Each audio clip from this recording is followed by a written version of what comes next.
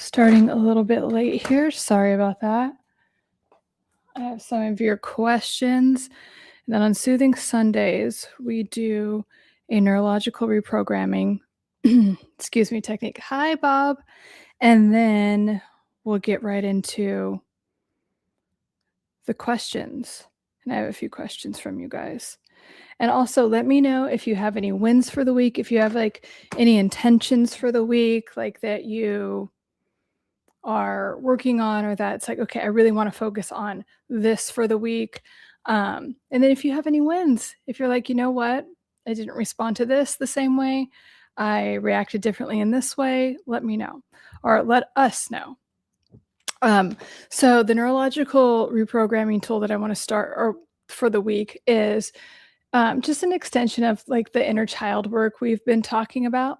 And it's just meeting, if you haven't met your inner children, because I'm oftentimes when I talk about when we get triggered, it's actually from when it's an old response. It's an old childhood response that is still left over. It's still residual, and it's still causing you the same. I am feeling better, a lot better today. Hold on one sec, but my throat is being weird.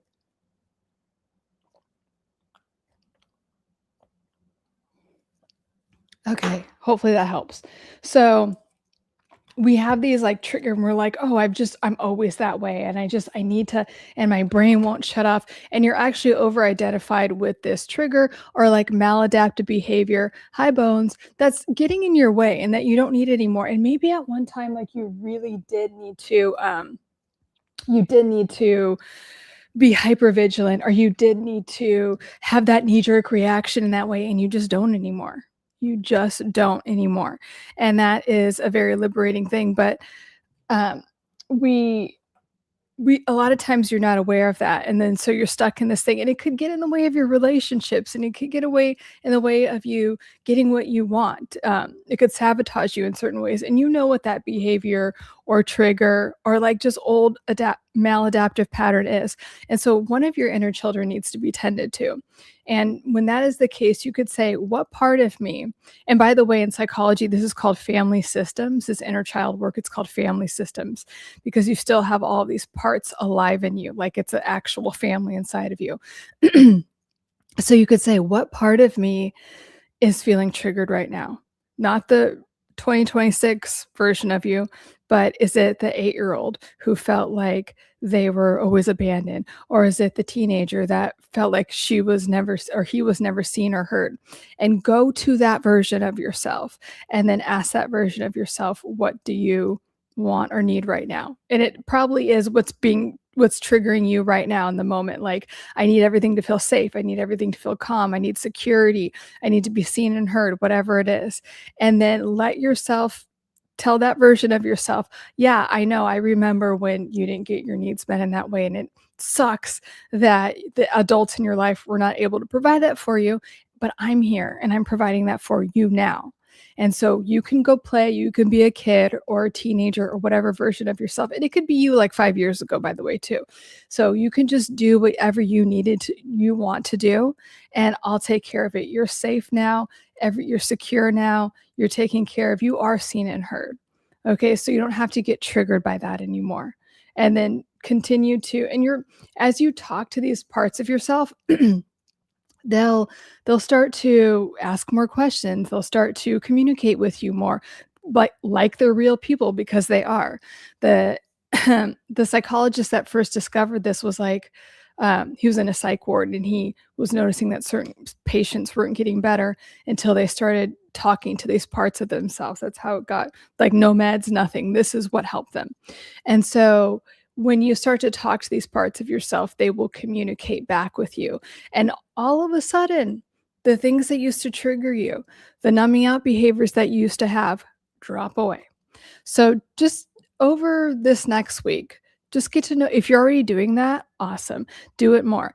But get to know your inner children. If anything is triggering you, if you feel anxious or just grumpy, any emotion that comes up, ask yourself, what part of me, and it's probably from the past, needs to be tended to, needs to be looked at, needs a little love right now.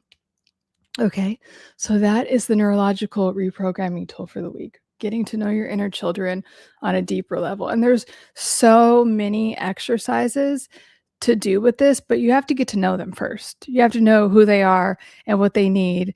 And sometimes they've been unconsciously running the show, like throwing a tantrum, trying to get noticed, trying to get their needs met, of course, right? So that is what is going on with that. I know Miss Priya has a question. If you have any questions related to mental health, relationships, personality disorders, toxic relationships, let me know. And I will get to these questions.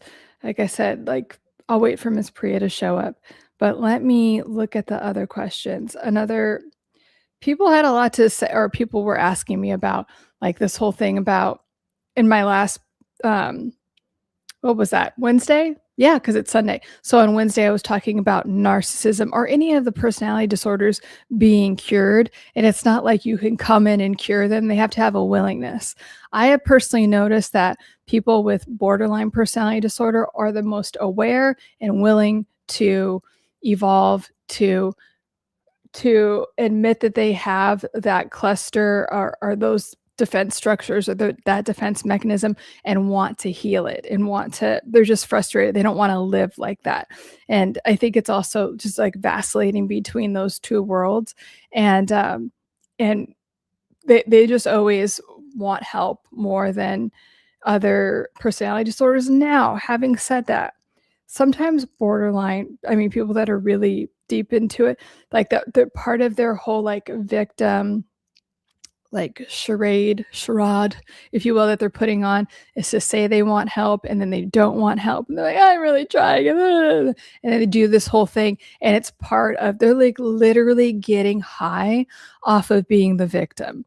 So I'm not really, and I can pinpoint those people in my private practice. And I'm like, okay, well, you're going to pay me to just like co-sign your bullshit. Like, and I will literally say something like that because a lot of them do. And a perfect example of this, and not a lot, I don't know if you watch this show, but is on Secret Lives of Mormon Wives. The basically main character of the show, her name's Taylor Frankie Paul or something like that. And she has all of the things, right? You know, she's dating this toxic guy, but she's always the victim, just such a victim. And then she does this thing where she gets all victimized in her mind and then creates more of a victim story that's actually like, well, are you going to take responsibility for your side of this? No. And then her friends and family do this thing like, why are you doing this? Oh my God, get out of the situation. But they like that attention. You know, they're like, okay, oh my God, you're the victim. And then, but they're like, and they run back to the thing that is causing all the chaos. They're liking the chaos. They're liking being a victim. They're liking it's literally a high. I don't know what else to say except for that. And if you don't have that disorder, it's not going to make sense, but it really kind of feels good to them. And so with those type of, I'm not talking about that. Like those people go in and out of therapy and they're like, God, I've been to every type of retreat center or whatever, those like, you know, thinking I'm just broken. It's like they're just so married and addicted to their victim story. And so you know, and sometimes those people like slowly they chip away and they come around and they're just like, I'm so sick of being like this. This is gross to do this. It served me and then it didn't. So it can be an evolution, but I'm just saying that there's a distinct difference. And then the borderline people that are really ready to go, they're kind of like, yeah, I've had these behaviors. I do this and I don't want to do it anymore. I want to feel free of these things and I want to have a real relationship and I want to like live life on a like healthier, stabler level. And I don't want to see everything in black and white. And I don't want to get triggered as fuck all the time because, you know, my partner went to the grocery store or whatever it is. Bob, yeah, that's definitely a thing I can confirm. LOL. Bob has talked about like his evolution and journey with borderline. I mean, his thing is BPD, Bob, borderline personality disorder. Like, so attention, negative or positive can be, um, I think addiction at times. Oddly enough, dating someone else with BPD, with borderline, was yeah, eye-opening for me. I was like, "Oh, so that's what that so that's what it's like to on the receiving end." But, like, you were ready for that to you had made enough progress in your evolution to meet that mirror, right? And so, because everyone's a mirror, everyone's teaching us something. And so, it's actually really great that you got far along enough to see that mirror and you didn't like what you saw, right? So that's awesome. And it is true. It's really like an addiction to any form of attention. But there is something I do feel like the borderline, unlike narcissists, where they love the praise, they need the praise and that they need those type of supply. And then they also need the supply where they just offload and make other people feel like shit. Borderline people, they will be like, I'm the piece of shit. Like, whereas narcissists are very threatened by that. They're like, no, I'm perfect. I've done nothing wrong, type of thing. They will, like, borderline people will feign accountability or this thing, but it's like victim, like, you're right. It's so terrible. Like, and that type of thing. And then they'll get their supply to be like, no, you're not terrible. The other person is terrible. You're just a victim. Like, bitch, please, type of thing. And it's really, even when I'm watching those shows, sometimes I'm just kind of like, oh my God, that's borderline supply. Um, that, if you have friends like that, hold on one sec. If you have friends or a friend who's always in and out of these toxic relationships or chaotic situations, and they're like, I don't know what happened. I don't know what I did. Or they do, and they're like, oh, well, and then have this like herd of people that don't like them. And then they're like, I'm the victim. They enjoy being the victim. I promise you that. They are liking it. They are liking the hate that they're getting from the one side, and they're liking the supply that they have, that they're calling for. They don't care. They don't have friends. They're talking shit about the people that are their friends. They hate those friends. But anyway, just like narcissists do. But those friends, at least for now, they're like, that they're getting the oh poor baby attention from. They are loving that. It's just like ecstasy for them. So please know that these people, and this is like more of on the borderline trajectory, borderline personality disorder trajectory, they love that. So, and it's not real like accountability, and it's not real. They're just really getting high off of victimhood, like an alcoholic gets drunk off their drink. They're literally getting drunk off of that. Isn't there a Taylor Swift lyric about that? Like, oh, I get drunk off of jealousy. Like, they really get drunk off of these negative emotions. And you're like, what? You're confused. What's good, everyone? I personally feel attacked. That's funny. Hey, Fresh. Let's see. Hey, Miss Priya, I'm going to answer your question right now. How many toxic relationships have you been in? A couple. The primary one being my parents. Okay, let me answer. I don't think I screenshotted it. Let me look in YouTube. So, okay, question.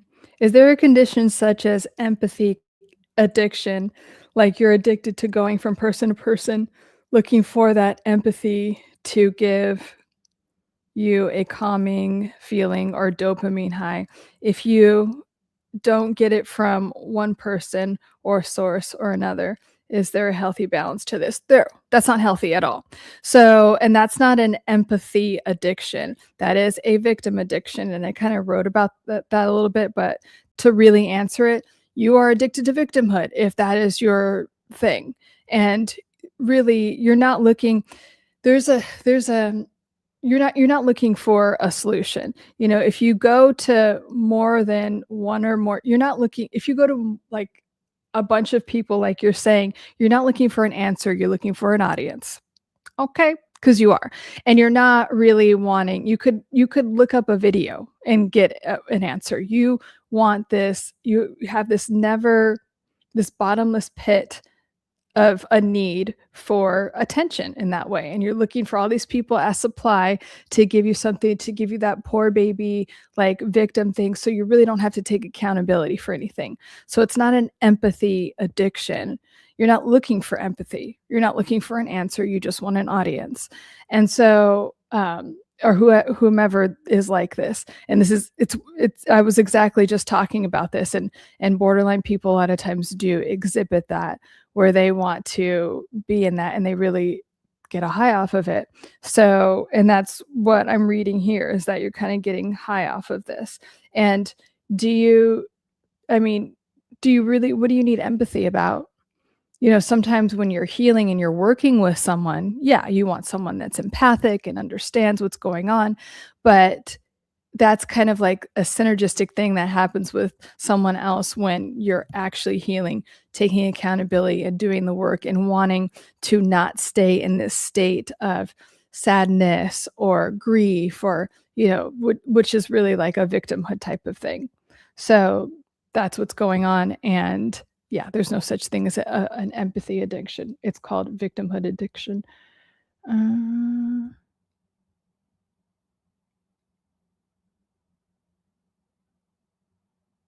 Hi, J. Ro. How are you? Oh, thank you. You're sweet.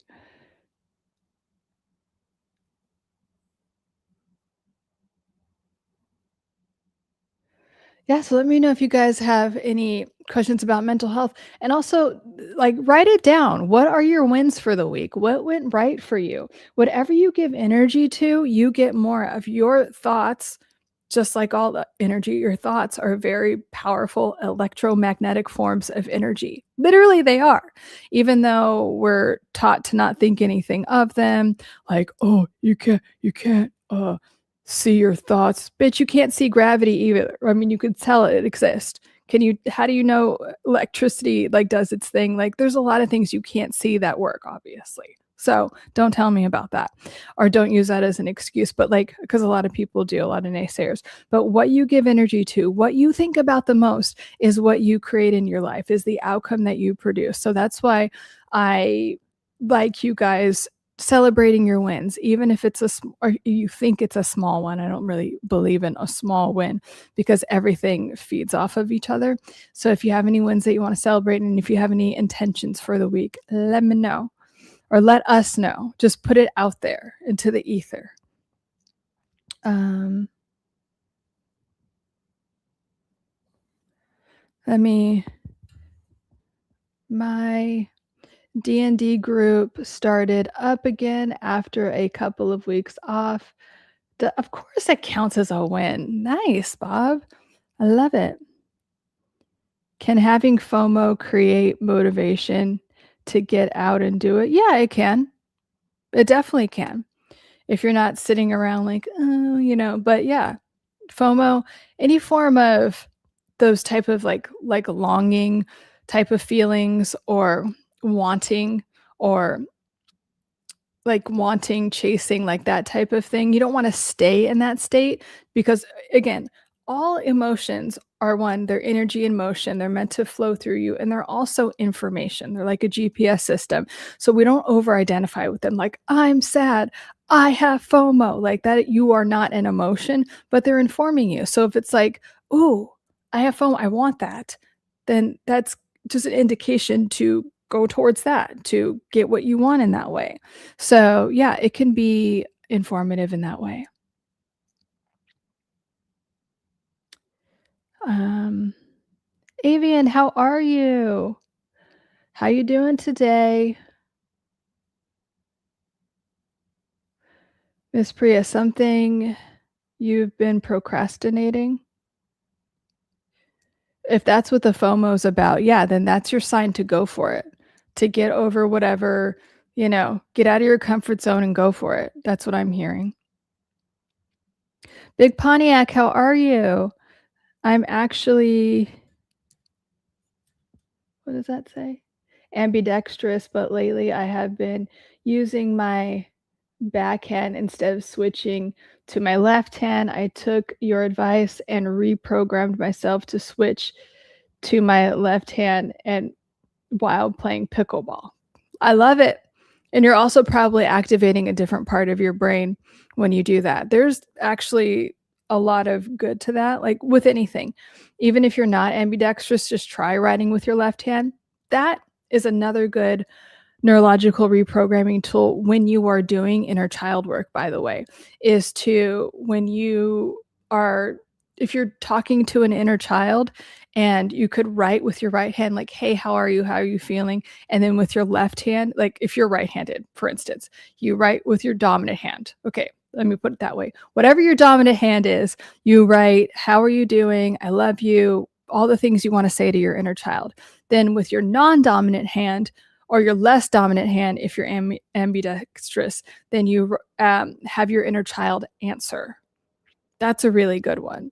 That a lot of people are very surprised when they do it, because a lot of times with these inner child, they're like, oh my, okay, Lauren, fine, I'll try it. And then they're really surprised at what comes up, but you're using and activating a different part of your brain. So a lot of stuff can come up that you weren't expecting.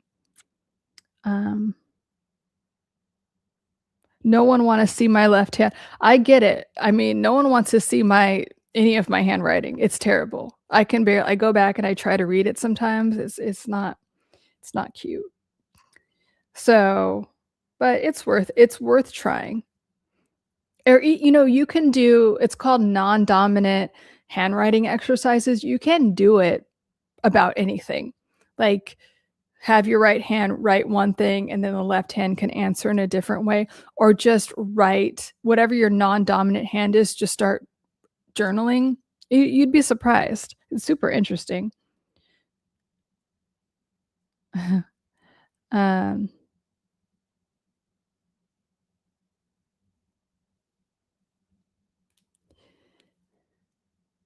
all right. Let me know if you have any other questions. I'm going to pull up the live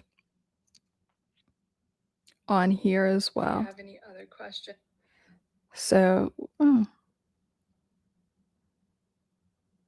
here it is. So I could see the comment. Oh my gosh. I put the volume down. Okay.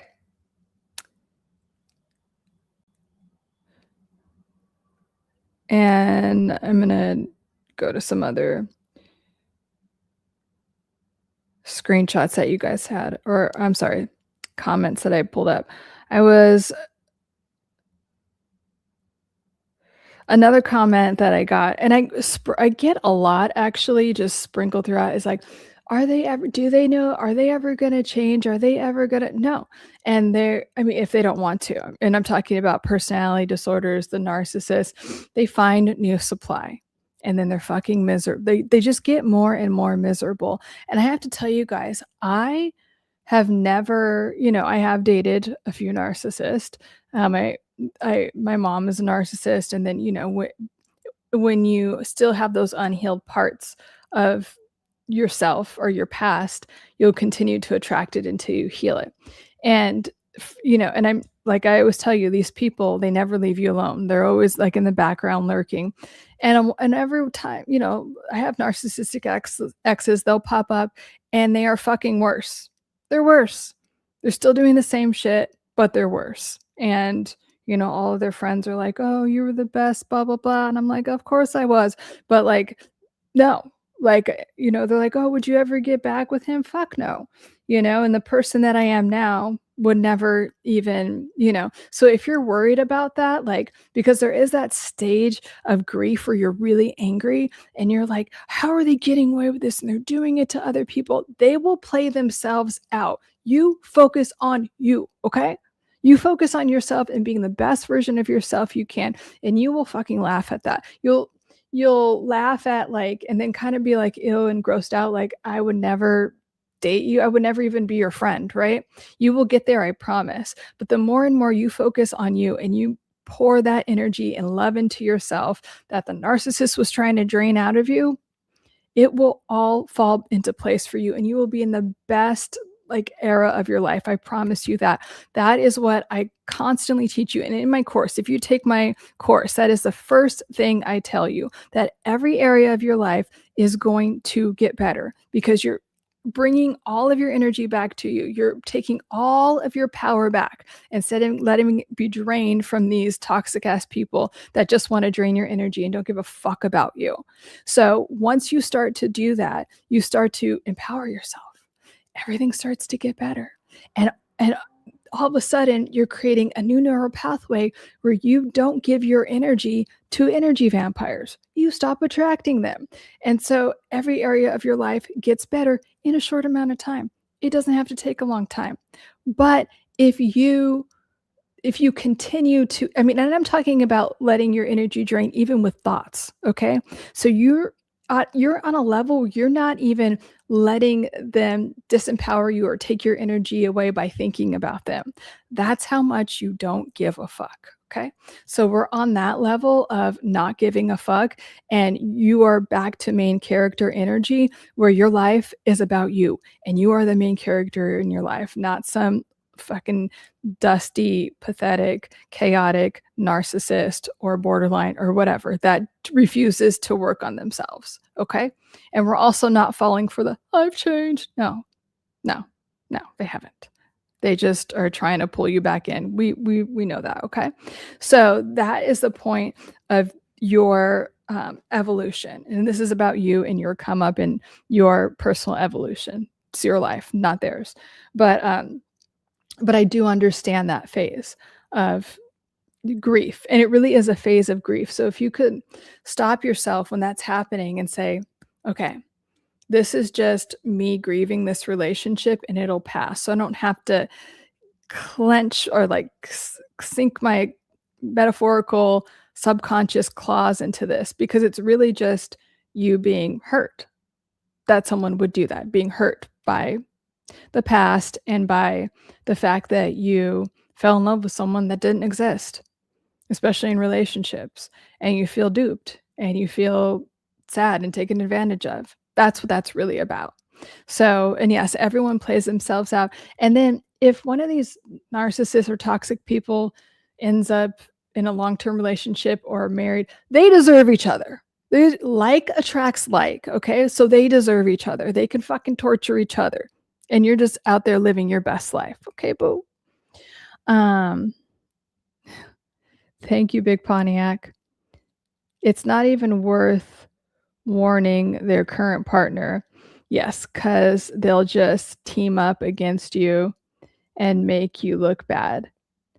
Tried that once. Yeah, they'll team up against you, make you look bad until, that partner gets played the same way. And then also, because really it's not about warning the next person. It's really about you needing to grieve and release that part of you that's inside you that was so hurt, that feels so, and it's an abandonment and trauma wound from a long time ago that just got repeated. I'm telling you, it's an old trauma wound. And that's what you really want to do. Not that you're an insensitive person, but it's not that you really care about the current partner. You don't fucking know the current partner, and the current partner's stupid. Like they have their healing journey ahead of them. So it's not even about that. And I didn't mean to call them stupid, but you know what I mean? They're very naive at this point and they're being love bombed and brainwashed. So, but it's not even about them. It's about you. It's about you still needing to heal and release something that's very hurt. And, I can understand wanting to warn someone if they're like very physically abusive, but you could call the police for that. You could do legal things when it comes to that. And if the other person, if you're dating someone that has like all this legal stuff on them, then, that's still on you. And there are people like that. Okay. I have to remind you that there are people that are in prison. Okay. Like just like the Menendez brothers, all this stuff that had all these like women fawning over them. There are people that are that sick on that end of things, on the codependency side of things, that are so addicted to that toxic relationship pattern that they literally go after men that have been, convicted of murder and all of these things. I'm talking like federal prison type of things. And they will find these men and like start love affairs with them and be like, I'm going to marry you. And here's money to put on your books and everything. So people, that's a real addiction. Like I told you, you could be addicted to anything. So there's a real addiction to being um, in love with and serving toxic people. It's kind of like, okay, well, my dad was like this and was a criminal or was, a murderer or a rapist or whatever. And so it's a really horribly maladaptive attempt to have, heal your daddy issue or heal that daddy wound, which is only making it worse. But yes, so trust me, if that's why I'm saying like attracts like. If someone's going to do that, they're going to do that. And it's always going to end terribly for them. And eventually the narcissist doesn't have anything to do with you. You worry about you, which is hard in the beginning to rewire your nervous system to only focus on you. It's like because your brain has been kind of brainwashed in a way and gaslit to think that you're selfish and all these things. So you really have to, when I'm working with someone or my course students, I'm like, hey, are we focused on ourselves? Are we focused on ourselves? What are you doing for yourself? What are you doing for self-care? How are you thinking about yourself? It's all about you now. Fresh. This is why I like watching these. It reminds me to what? To fix up the mental state before the new week. Yes, that is what Soothing Sundays is about.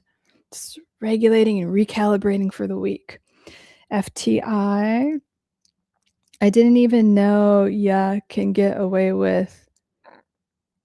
from OCD till you broke it down. Yeah, you absolutely can. Psychiatrists don't want you knowing that, but you can. It's just on the anxiety spectrum, and you can release that. Let me go back to here because I can see it better. On YouTube, let me see. Miss Priya, a family member always says, let's talk about this when they disagree with the decision I made, but I have this feeling that they're going to corner me again and make me justify. They might, if that's the pattern and you don't want to do that, then stop doing it. I used to get caught up in that like negative pattern with a family member, and then they just want to project all their negativity onto you. So why? I mean, you could just say, we've done this before, and all you want to do is have an argument. So no. I mean, it's your decision. And so and by the way, it's okay to disagree with people. And you're saying like disagree with the decision I made. I mean, is this your husband? Is this someone that like is in your household that you like? Otherwise, who cares? Like, it's not their life, it's your life. So why are these people having so many opinions about whatever you do? Who cares? I mean, I would be like, I don't care. It's my life, not yours. Avian, good thing I keep to myself to avoid problems. Yeah, and then you also get to have loving, supporting people around you, Avian. So you don't want to be like always like I have to keep everything to myself. Like I want you to also have like a support system around you where it doesn't feel like your problems are a burden. Because sometimes when we have toxic parents and it's like, oh, they don't want it, it's like everything's a burden. It's like, no, you're not a burden. And I really want you and everyone to know that you're not a burden.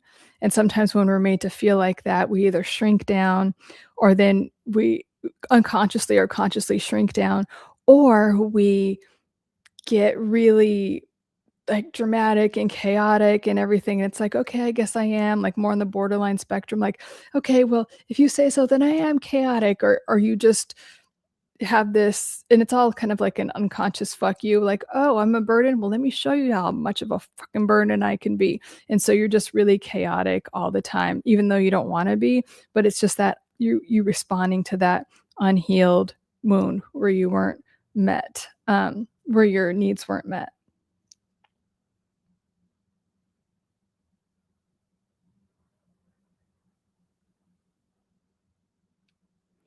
Hot Rod, you can't spot covert narcissists in the beginning because the abuse creeps up on you. You can. You can. Honestly, the thing is like we often don't want to because it feels really good because they're so nice and they're typically so generous and but if you look around, within a week or two, you can see they have like a lot of superficial friends, and you'll have a pattern of like they're the total victim. Oh my God, they're such a victim. Like, let me tell you how my ex-wife, my ex-husband, blah, blah, blah, how I'm just the total victim in the situation. Not that there aren't cases like that, but there's a palpable difference. And when you start like looking into it, you can see, like, for instance, I'll tell you, like, this one time, I caught this guy and I like called him out on it. And it was just like, I think it was a second date. And he was just like, oh yeah, my ex-wife's a gold digger. Boom. Like, why is every woman a gold digger? I mean, he said that about a few women already, but tell me how your ex-wife's a gold digger. And it was like just regular legal California. He just was mad that he had to pay anything for divorcing her. Why'd you get a divorce? Oh, well, we're two different people, blah, blah. And I just got married because, I was at a point where I wanted a child. Okay, so you used her because you wanted a child. Then you're mad because you're not getting along because you never loved her. Right. Okay, so you used her as supply and now you're acting like a victim. And I'm like, okay, well, what is she doing that's so terrible? And he was just mad because he had to give her money after, and I was just like, no.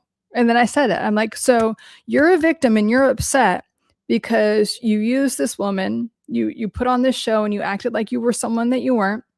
And so and she agreed to have a baby with you. You guys got married, all this stuff.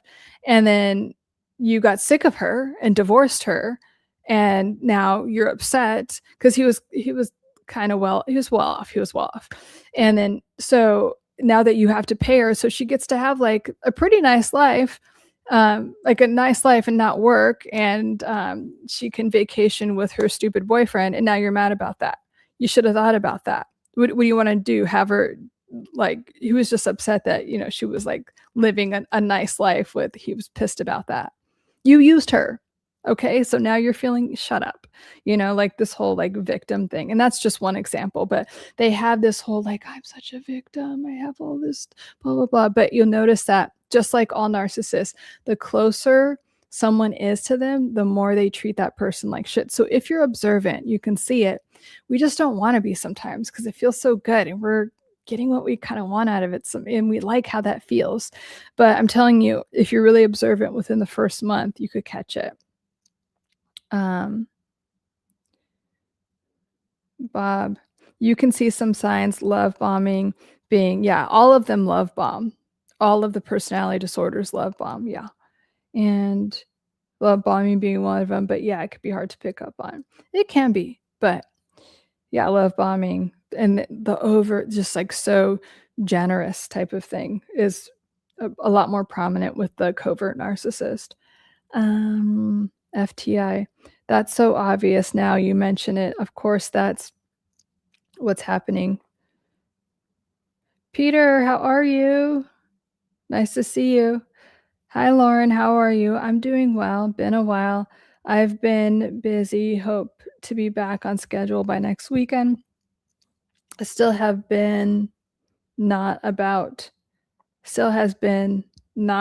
me, but will once I return. Well, good to see you, Peter. How do you have any wins that you want to celebrate? I'm sure you have some.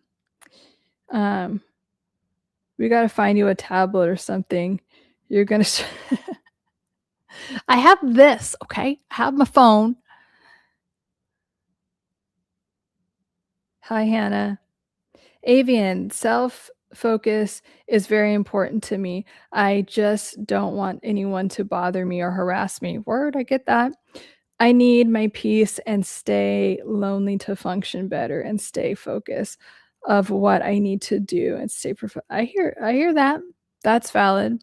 And I think that there's a good balance, especially if you're introverted. I'm kind of like, I regulate on my own. I'm fine, and I could do a lot on my own. But there is a balance between that and then being okay with allowing healthy people that deserve your energy and being discerning about that to be supportive, and not letting anyone in. But we don't want to just shut everyone off, and then we don't want to just not have boundaries.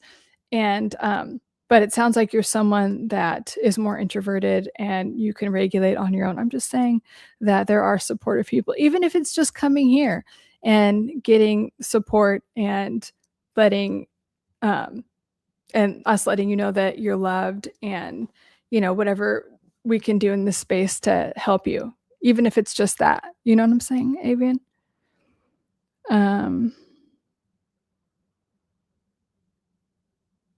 Yeah, bad talking exes immediately is usually a red flag. Yes, that's another one. And then you're just the victim. Or they're just the victim and their exes did everything wrong. Come on. What do you mean prenup, J-Ro? What do you mean? Expand on what you're asking. The text on the phone is too small, though. No, I could see it. And I just think especially, well, no, it happens sometimes, but especially from being sick this past week, it's I still have a little bit of head thing and it's kind of a little bit blurry. Okay.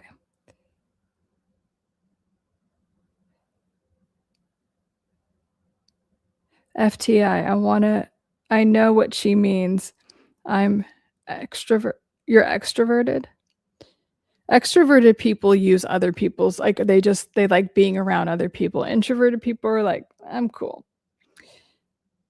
Miss Priya, my win was I caught 3 times when someone was baiting my energy for a confrontation and I detached. Excellent. We love that. Clap, clap, clap. Yes. Just detach. Nothing to say. Really. I mean, because they want you to say something. They'll take anything, negative or positive. Don't give it to them. Yes, that is awesome, Miss Priya. I'm an ambivert. I prefer being alone, but I can socialize in small bursts. Same, Bob, same. Peter, a win. I stand my ground. Actually, I told my mom that if a decision I made turns out to be incorrect, it's okay. I'll learn not her problem. So taking complete responsibility for me and my, yes, I love that. And these toxic narcissistic parents, they just want control. They don't care about if about you making a mistake, or oh my god, they always code it in that I'm just looking out for you, I'm your mother, I'm your father, and I'm just protective, and it's you, it's the world, not shut the fuck up. You just want control over me and I'm not giving it to you. So I like that. It's thank you. I'm a grown ass adult, if you haven't noticed, and I can make mistakes and it's okay. Thank you for your input and I no longer need it. Good job, Peter. Love that. FTI, been confident since I was no age, but now I like silence. Long story. I have a great family and friends, but the world has made me stay away from the nonsense, and it's great. Yeah. Yeah. I always tell you, your energy is precious. Only give it to the right people, places, and things.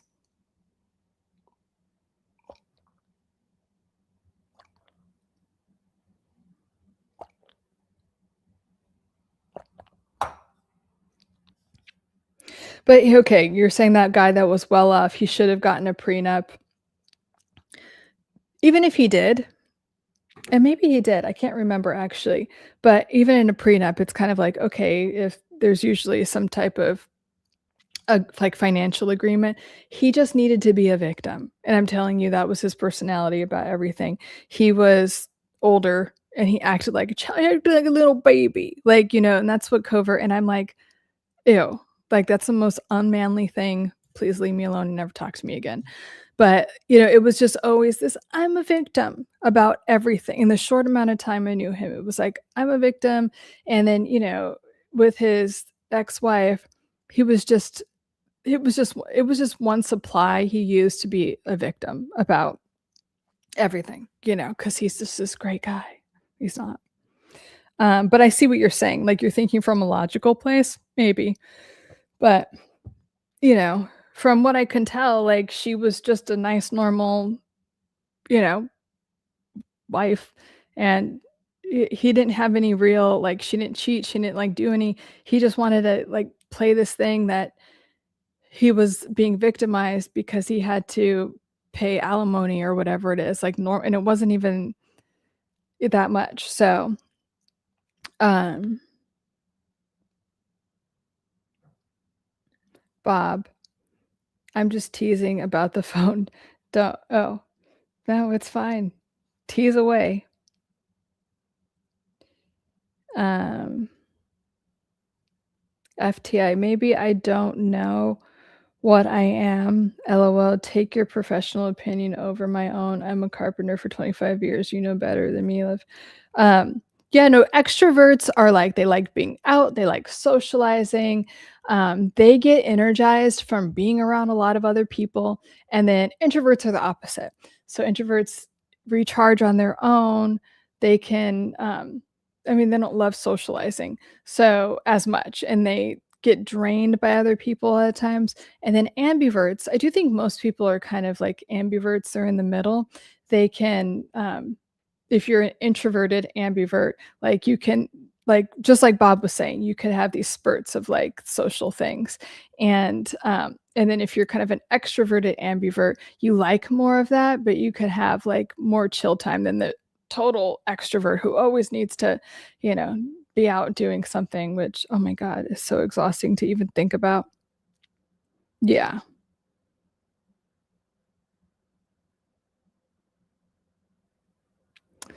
Peter, the more I learn about myself and work on myself, I'm realizing that I will totally be okay with myself.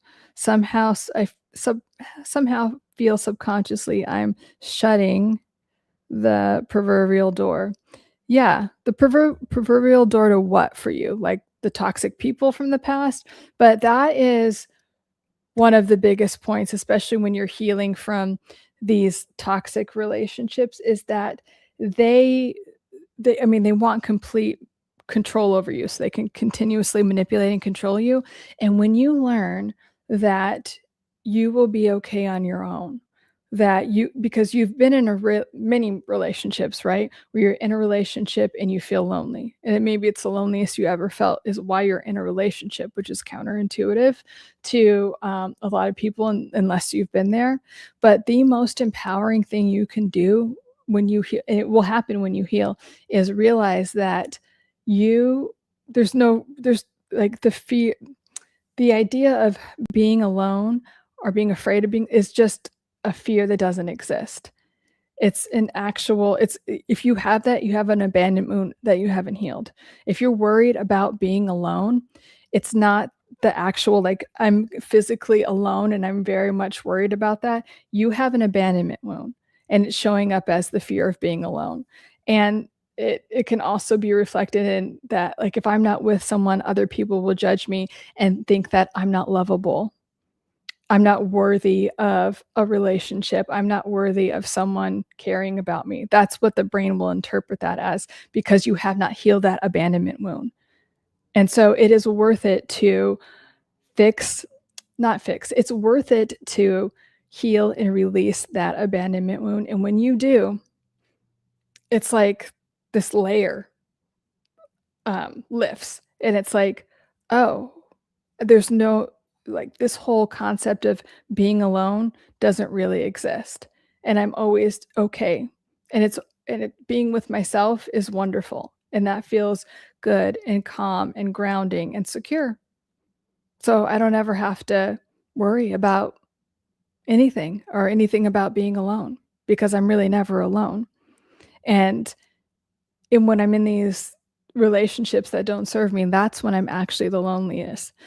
That's when I'm actually the loneliest.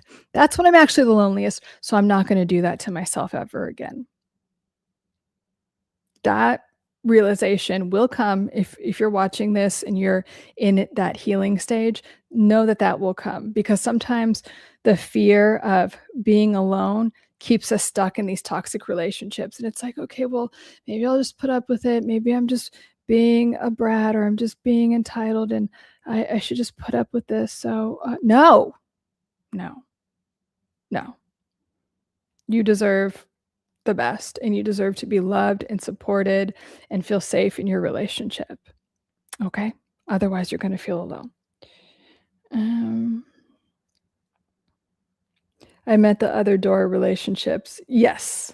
Yes, I agree, Peter. Avian, I'm the type of person who doesn't really socialize a lot. I'm always all alone just because I want my peace. I don't get along with people and giving me a hard time. I'm getting told for nonsense. Yeah, I agree. Um, all I'm saying is, like, don't let it because I don't yeah, stay away from toxic people. All I'm saying is, like I was saying before, to you, Avian, is that shifting out of the belief system because we have trauma sometimes, like and so shifting out of the belief system that everyone is toxic and everyone is, like, out to get you and mean, that's not true. You had that experience, but you can say, "Okay, anyone that has the honor of being in my presence is supportive and loving and brings me peace." And that could be true for anything. That is one of my things. Everything in my life brings me peace. To if I'm gonna watch a show or a movie, to the food I eat, to the friends that I have, to the environment that I'm in, it gets to bring me peace. Otherwise, I'm not putting up with it. It's a hard no. I'm not doing it. So, and I don't have to. And I don't care if it's a, oh, they're your family. No, no. I bring everyone in my life a lot of peace and a lot of if you're not doing that for me, fuck off. Like, I'm just not doing it. But I do make space for people that make my life better, that bring me joy. So all I'm saying is to have that balance, but also just maybe to shift your belief system to the fact that there are people out there, Avian, that really want to love and support you and that just bring you peace. Those people exist, I promise you. Not everyone is just toxic. I just said that. Fresh, not everyone is toxic. See? It's being reflected back. Um, and it's only being reflected back because you're in a space where you can hear that. Yeah, you can find people who will just, like, sit with you. Exactly. Exactly, Bob. Not like, non-interruptive, different activities, but the same room. Yeah, like, just having people that are peaceful, you could watch a movie with them or whatever, those people exist. I'm here to tell you, and I want you to start to integrate that into your belief system because, Avian, you could be focused too much on people suck, okay? And there are some people that suck, yeah, and we don't hang out with those people. They're not here, okay? Those people can hang out with each other and make each other miserable. But I want you to give more energy and attention to the fact that there are a lot of amazing people just like you. And you can bring those people into your life and they can make your life more peaceful and they could enhance your life in a better way. Um, Peter, if you had to put a percent on toxic versus non toxic people in the general population, what would your guess be? I don't know because toxic people, they don't go around reporting themselves. So, like, even those studies about, you know, how many people are narcissists, they have to be so off because they're people don't go around self-reporting and saying those type of things. And also, I would challenge that by saying, "Who cares?" Like, again, what you give your energy to, you get more of. So I'm just focused on the fact that I really want you guys to be in an abundance mindset. There's an abundance of healthy, happy people who love and support you and are kind and are doing great things for themselves and humanity and you. And that's all I want to focus on and like growing that percentage of people. That's all I care about. So who cares? And, you know, a lot of people were like, oh, I'm just so like, I'm chosen and all this. Everyone's chosen. Okay. But I just want you to focus on what you want more of in your life. So I'm not giving energy to toxic people. The only reason, if you notice, my content is about like helping you if you've been in a relationship with these type of people, helping you understand what the fuck is going on, because it's very confusing. But I'm very solution based. I'm like, here is why you would attracted that person into your life, and let's heal that part of you so you can have the best life possible and you can go on to have the best relationship that in every area of your life, like romantically, work-wise, friendship, that but it's all about you. You are the main character in your life, and we are just like eliminating the toxicity around us. Like it's like like I always say, it is your video game. This is your video game. You're the main character in your video game. So we're just like getting rid of the toxic people out of there because our strength is growing because we're focused on ourselves. So I don't know, and I don't care ever. Like even the stats or whatever, I'm like, I don't care about the stats. I care about you and what's going on with you, and if you're achieving your goals. That's what I care about. FTI. Do you go out of your way to help strangers? That's lethal. Very good, love. Okay. I don't know, maybe I'm reading that wrong. Good question, Peter. Good call. Focus on Peter. Good call. Focus on adding the right people no matter what the percentages are. Yeah. Yeah, I'm not focused on like any of it. Even with stuff that's being exposed by, you know, certain people, like from the Epstein files and stuff, it's like, okay, some of us already knew that was going on. So what are we like? And I think it's good to have the awareness. So like, let's stop empowering those people. Let's stop, like, we have to, whatever you can do to not give that energy. And with people that are toxic, that are might be close to you in your life, just stop giving them energy. Don't talk to them. Don't do anything. Stop working for them if and when you can. Like the more we don't give them energy and disempower them, then they don't have power, or they'll find new supply. And then, but as long as this message is being distributed and the right people will, you know, when they're ready on their healing journey, will hear it.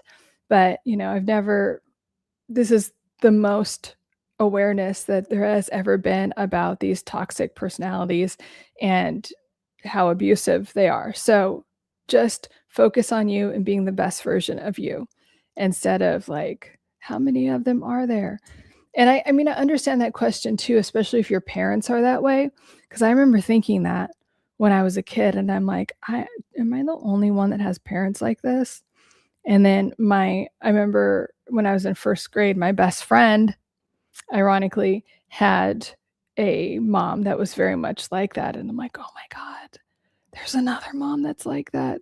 And so I remember we would talk about it a lot because it's like, your mom, you know, is mean like the same way my mom is. Like it was identical. I didn't know, like at the time, that all narcissists have the same defense mechanisms and all narcissistic mothers have the same pattern with their children, especially their daughters, with certain things. So it's kind of like we just have to heal from it and stop giving it power.